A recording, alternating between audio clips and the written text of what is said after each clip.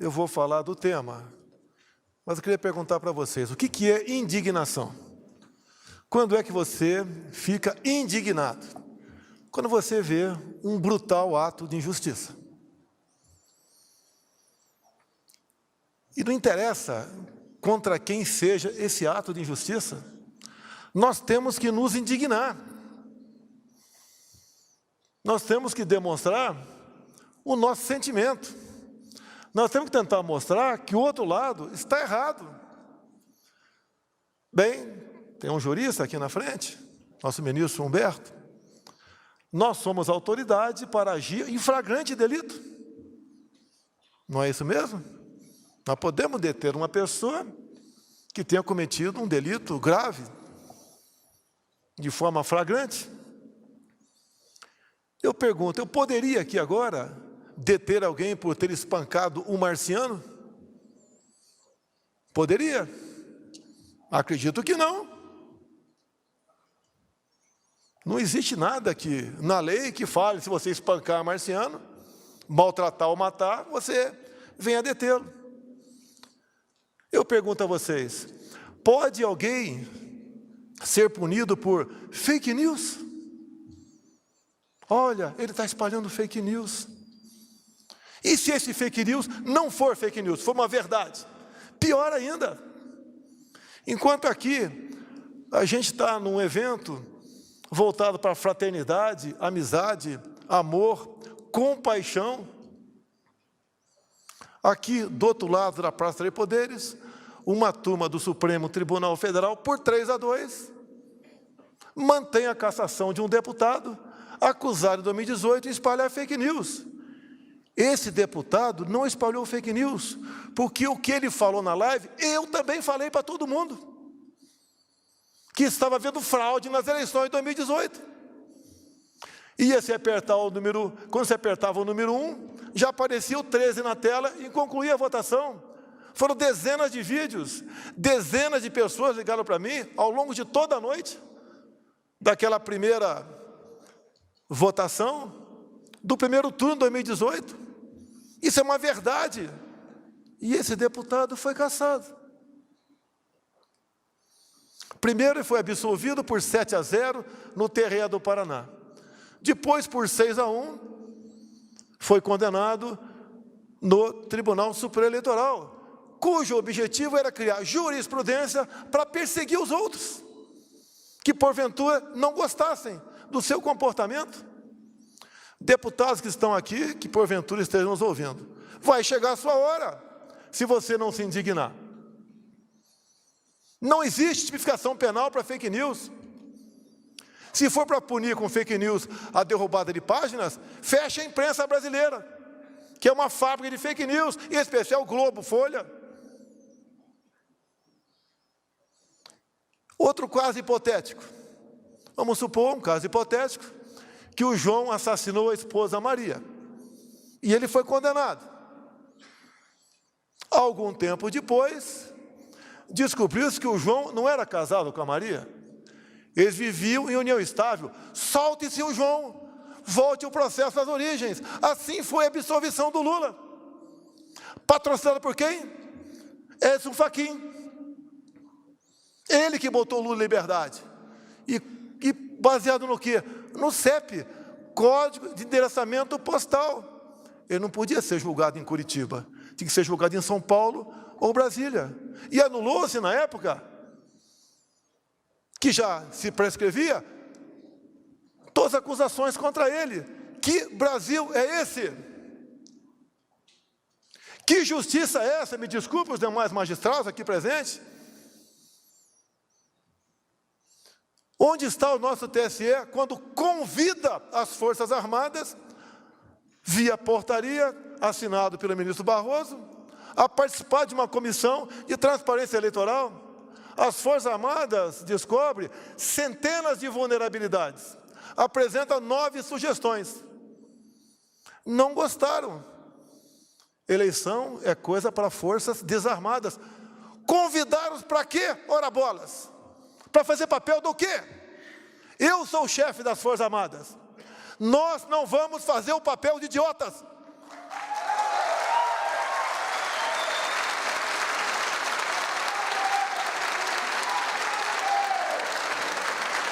Eu tenho a obrigação de agir.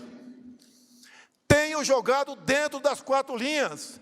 Não acho uma só palavra minha, um só gesto, um só ato, fora da Constituição. Será que 3 do Supremo Tribunal Federal, que pode muito, pode continuar achando que pode tudo?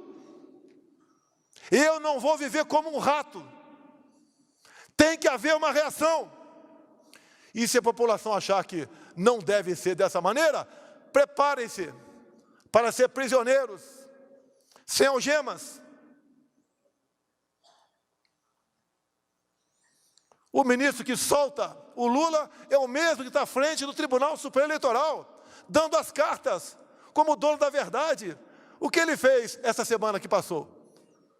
A política externa é minha e do ministro França, do Itamaraty. Ele convida em torno de 70 embaixadores e eles vão lá para dentro do TSE e ele, de forma indireta, ataca a presidência da República como homem que não respeita a Constituição, que não respeita o processo eleitoral, que pensa em dar um golpe e conclui de forma indireta. Acabou as eleições, imediatamente seus chefes de Estado devem reconhecer o ganhador das eleições, para que não haja qualquer questionamento junto à justiça. O que é isso, senão um arbítrio, um estupro à democracia brasileira? Para mim é muito mais fácil eu estar do outro lado. Muito mais fácil, Antônio de Paula, Carla Zambelli. Muito mais fácil. Tem a família toda perseguida, até a esposa processada. Canalhas! Processar a minha esposa, vem para cima de mim, se são homens.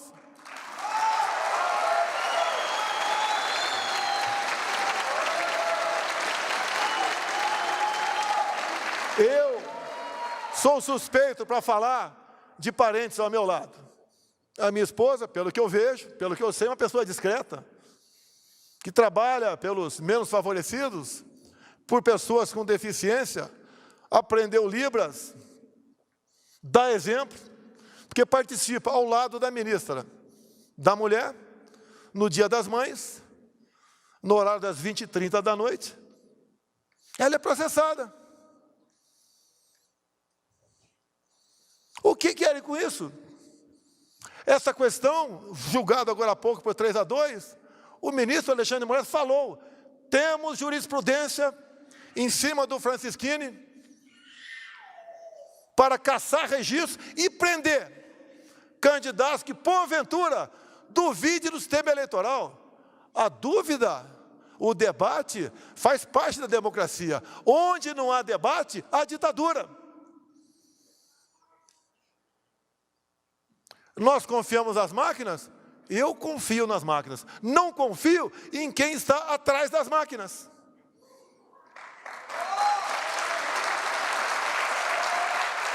Me permitem avançar. Me permitem avançar.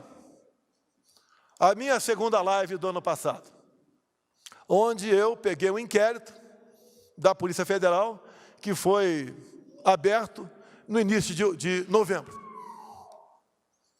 Por que foi aberto? Porque um hacker fez uma denúncia. E a ministra Rosa Weber, que não sabia de nada, fez com que a Polícia Federal determinou que instaurasse o inquérito. O que eu vou falar aqui está dentro do inquérito, que não tinha qualquer classificação sigilosa até aquele momento. E lá está escrito dentro do inquérito, porque o delegado encarregado do inquérito pediu ao TSE informações. O TSE informou que os hackers ficaram por 8 meses dentro do TSE, com a senha do ministro Banhos. Está escrito isso. E essa imprensa não enxerga isso? Vai falar amanhã que eu estou atacando as urnas eletrônicas? Vocês serão os primeiros a ser perseguidos no futuro. Pode ter certeza disso. Os hackers tiveram 8 meses com a senha do ministro Banhos. Nos primeiros dias, o delegado encarregado do inquérito pediu os logs. 7 meses depois, o TSE informou, está no processo, que os logs foram apagados por uma firma terceirizada que fazia manutenção dos computadores. Os logs são entregues no mesmo dia, no dia seguinte. É como um backup. Por que 7 meses? Ficaram arrumando o que dentro do TSE? Porque só sobra margem para desconfiança. Será que o Datafolha está perfeitamente alinhado com o que está previsto no resultado do TSE? Nós não podemos ver sobre suspeição. Até num casal. Tem que sentar e conversar. Por que os técnicos do TSE não conversam com os técnicos das Forças Armadas que foram convidados a participar do critério? Queriam a participação das Forças Armadas como a moldura de uma fotografia para dar ar de credibilidade? Esqueceram que eu sou o chefe das Forças Armadas. O que queremos no nosso Brasil? Ganhe quem ganhar as eleições. Eu entregue a faixa. Numas eleições limpas, democráticas e auditáveis.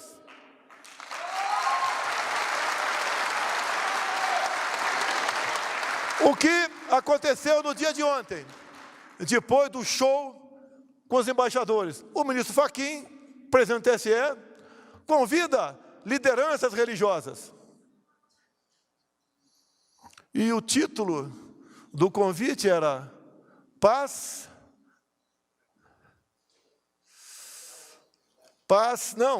tolerância, paz e tolerância. Olha só, o ministro Fachin fala aqui, paz e tolerância.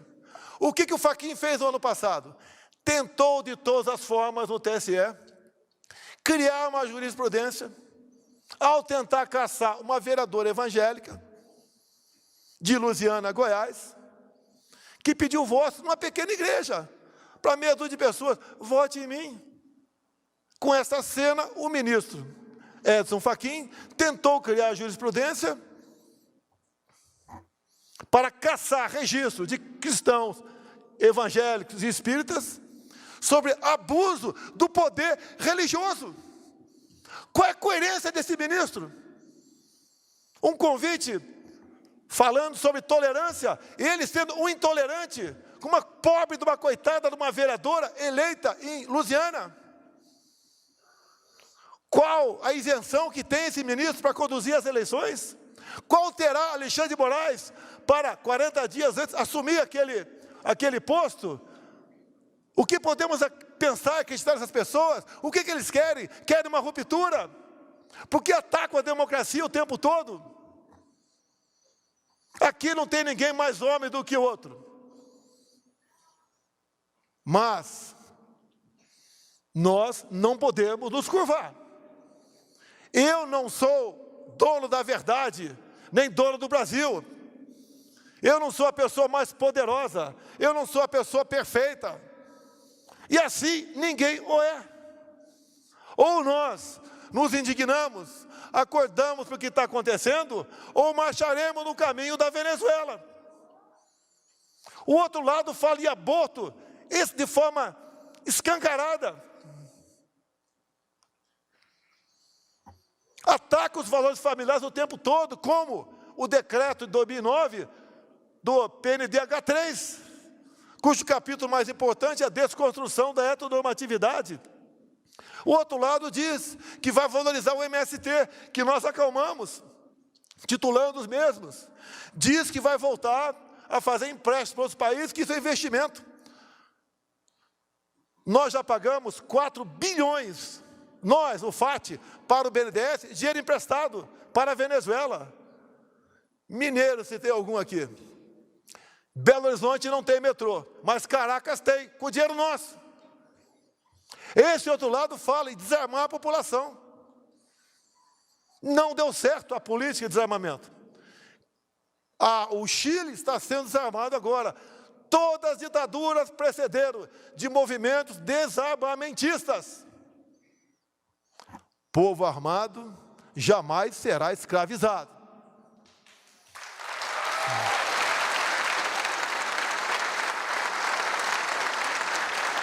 Ninguém desarma o povo americano. Não adianta aparecer por lá alguém com espírito ditador, que não vai dar certo. O Brasil tem que criar esse espírito também. Tenho falado para todos os meus ministros. Em 64 tentaram tomar o poder pelas armas. Agora as armas que usam são as armas da democracia. Eu quero, eu não quero, eu puno, eu caço, eu prendo um deputado por 8 meses. Eu faço com que jornalista seja exilado, outros sejam presos. Ora as bolas, se as urnas são inexpugnáveis, por que temos o Hack preso há quase 1 ano em Minas Gerais? São inexpugnáveis. O que se espera de um país que age dessa maneira? Eu não estou dizendo que há fraude, mas há suspeita. Temos que dissipar essa nuvem da suspeição. Não podemos viver dessa maneira. Metade do meu tempo eu tomo para me defender de acusações do outro lado da Praça dos Três Poderes. Como agora, uma ministra me dá 10 dias para explicar como anda a população de rua do Brasil. Agora, Alexandre de Moraes, novamente, qual é o teu plano para defender os Yanomamis? Se eu perguntar para ele qual o tamanho da área Yanomami, duvido que saiba. Olha, se foi demarcado, porque não podemos estar lá dentro. É o tempo todo aceitando ações propostas por partidos que não tem mais que meia dúzia de representantes. As coisas mais absurdas acontecem.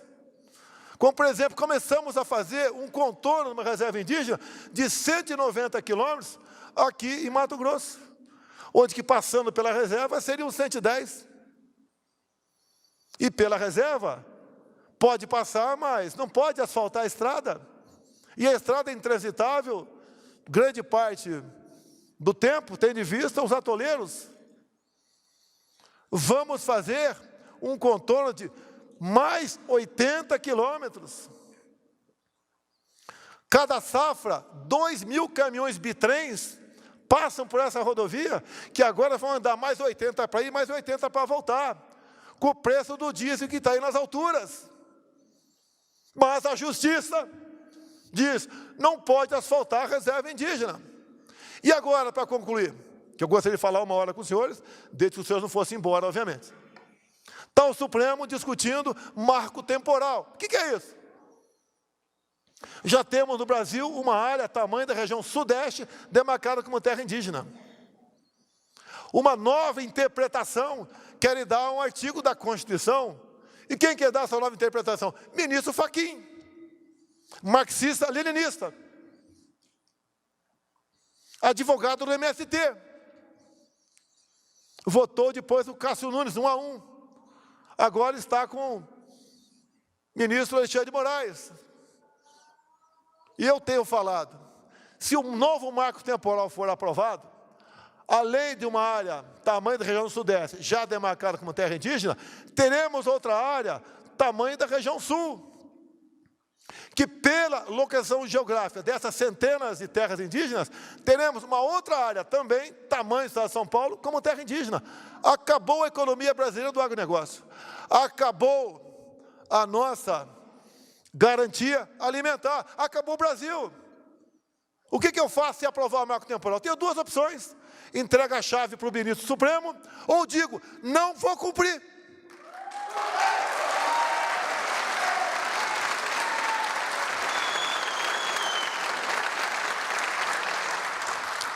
Eu fui do tempo que decisão do Supremo não se discute, se cumpre. Eu fui desse tempo.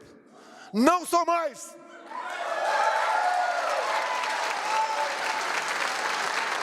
Certas medidas saltam aos olhos dos leigos. É inacreditável o que fazem.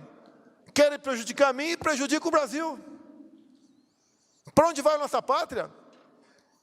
Como está o Brasil pós-pandemia, e mesmo com essa guerra, estamos bem, levando-se em conta a maioria dos outros países do mundo. Para onde queremos ir? Por que essas decisões não têm um diálogo? Não tem um convite para nada? É só pancada, pancada, pancada o tempo todo. Querem a volta daquele cara que roubou o país, o cara responsável por uma maior ato de corrupção da Via Láctea. Quer isso de volta? já loteou todo o futuro ministério, o outro lado, inclusive as 2 vagas para o Supremo Tribunal Federal. Cristiane, quando se fala em aborto, que nós somos contra, primeiro, eu conheço o parlamento, não vão aprovar uma proposta nesse sentido lá. Se aprovar, tem o poder de veto aqui. Mas quem aprovou o aborto na Colômbia foi a Suprema Corte colombiana.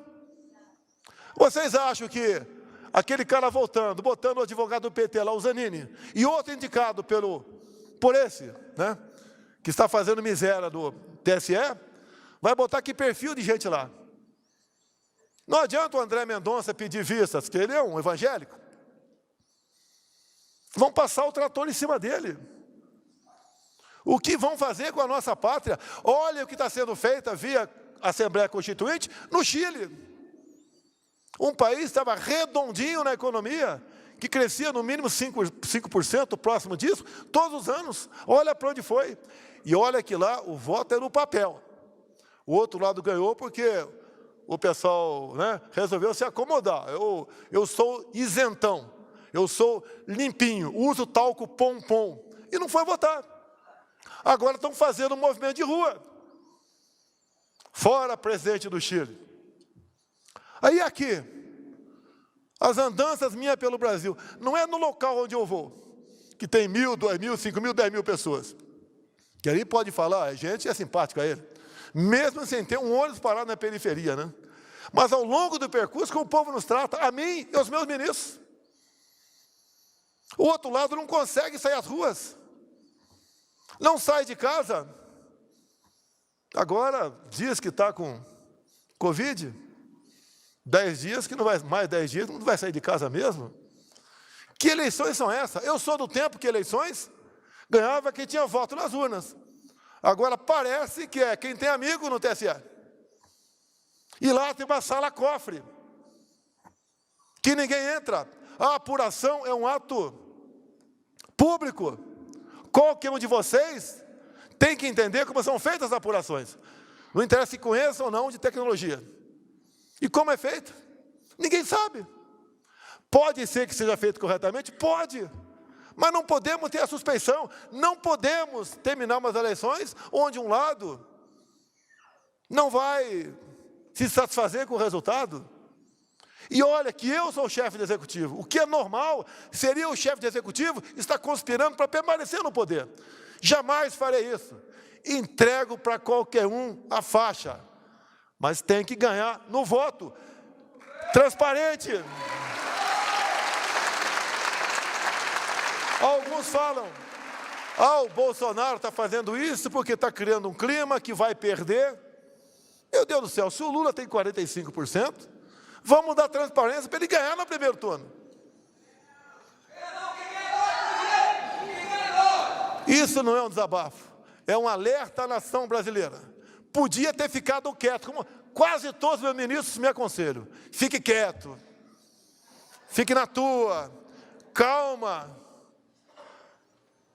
Olha, o que aconteceu agora, 3-2, o que nós estamos vendo no dia a dia, é para ficar calmo? Vamos esperar acabar o jogo para pedir o VAR?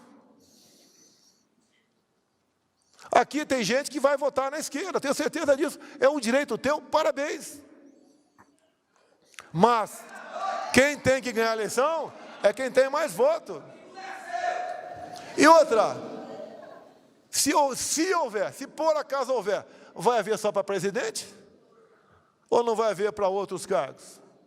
Por que o TSE não fala o seguinte, presidente, deixe os técnicos das Forças Armadas vir aqui para dentro do TSE, conversar com o nosso pessoal, debater e fazer com que não tenhamos quaisquer dúvidas no pleito eleitoral? Nada mais justo do que isso. Por que vivemos na incerteza? É um milagre estar aqui. Sobreviver uma facada, um milagre, uma eleição. Quem eu era? Eu não era nada dentro do parlamento. Era mais um deputado baixo clero, que discursava para as paredes, como tantos outros discursam lá dentro. Resolvi vir candidato, porque, me desculpe, deputados, eu cansei do parlamento. Eu quero cuidar da minha vida. E falava durante a campanha, eu tenho duas alternativas, praia ou Planalto. me dei mal, vim para o Planalto.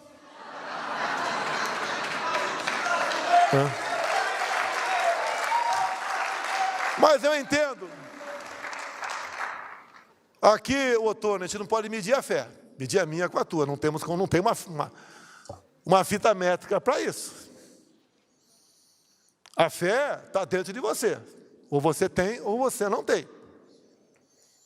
Eu aprendi uma coisa ao longo da minha vida. Sou católico, já li a Bíblia toda quando estava na fronteira. Naquele tempo não tinha energia elétrica lá, não tinha celular.